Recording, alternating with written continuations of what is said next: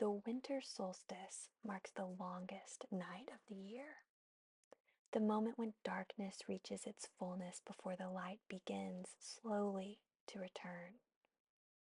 For our ancestors, this was not merely an astronomical event, but a threshold, a portal into the deepest mysteries of existence.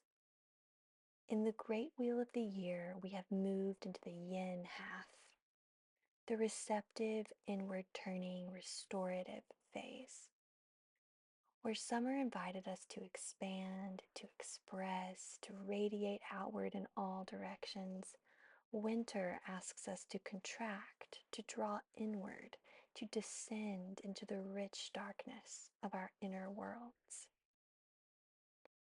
Imagine standing at Newgrange in Ireland as the solstice sun sends a single shaft of light through the stone corridor to illuminate the inner chamber. Darkness made pregnant with returning light. Or gathering with your community around the fires of Yule in Northern Europe, burning logs through the longest night to ensure the sun's return. In ancient Rome, the festival of Saturnalia reversed the social order, recognizing that in the depth of winter, the usual rules must yield to something older, something that honors the liminal nature of this time. The Chinese understood this deeply. In their cosmology, the winter solstice represents the rebirth of yang within the depths of yin.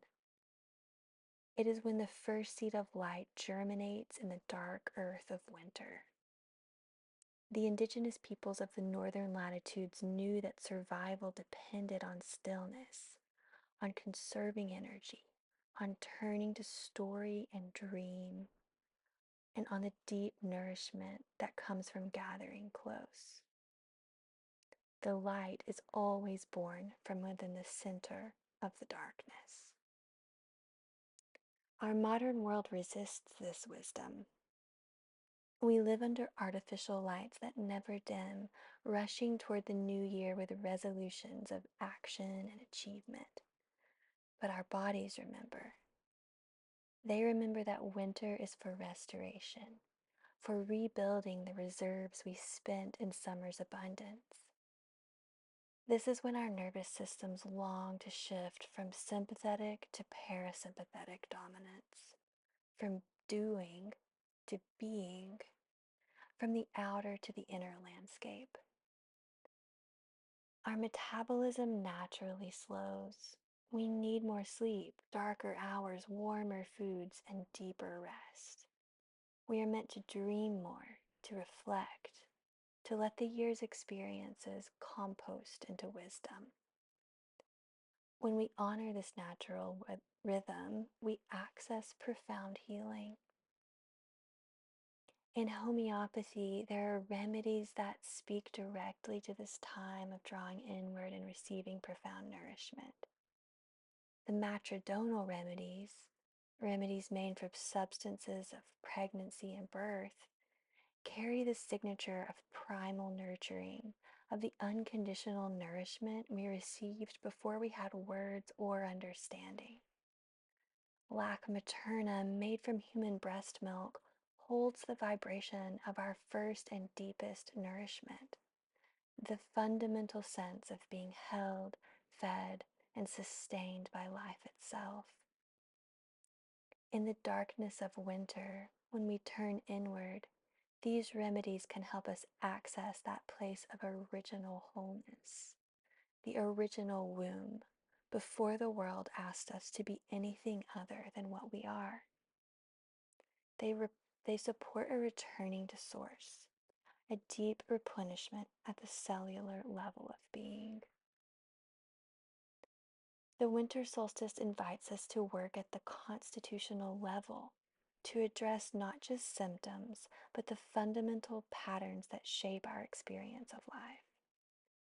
A well-chosen constitutional or totality remedy acts like the solstice sun entering the stone chamber at Newgrange. It illuminates what has been hidden, brings warmth to what has been frozen, and allows healing to occur at depths we cannot reach through willpower alone. This is the season for such work when the outer world is quiet, when nature demonstrates the power of dormancy and retreat. We can allow well chosen remedies to support a profound reorganization, a remembering of our wholeness at the deepest levels.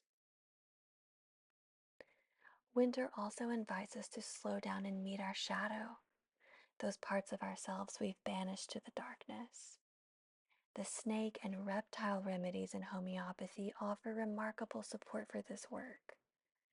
Snakes shed their skin, descend into the earth, navigate the underground realms with a different kind of knowing. In homeopathy, snake remedies like lachesis, nausea, and crotalus help us access what psychologist Carl Jung called the shadow, the rejected, denied, or undeveloped aspects of ourselves that hold tremendous power and potential. Reptiles are ancient. They carry the wisdom of the old brain, the instinctual knowing that predates our rational minds. They sun themselves, but also embrace the cold, slowing their metabolism, going deep within. The reptile remedies can help us befriend our own reptilian nature, our survival instincts, our sexuality, our animal wisdom, and integrate these aspects rather than keeping them exiled in the dark. As we move through the winter solstice and into the deepest part of winter, we have an opportunity that our ancestors understood to make peace with darkness, to honor slowness, to receive profound nourishment, and to reclaim the parts of ourselves we've cast into shadow. This is not passive work. It takes tremendous courage to slow down, to turn inward, and to feel what we've been too busy to feel, to dream what we've been too distracted to imagine.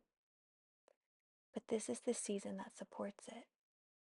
And when we emerge, as we will, as the light inevitably returns, we emerge more whole, more integrated, more deeply nourished, carrying both our light and our darkness as the complete beings we've always been.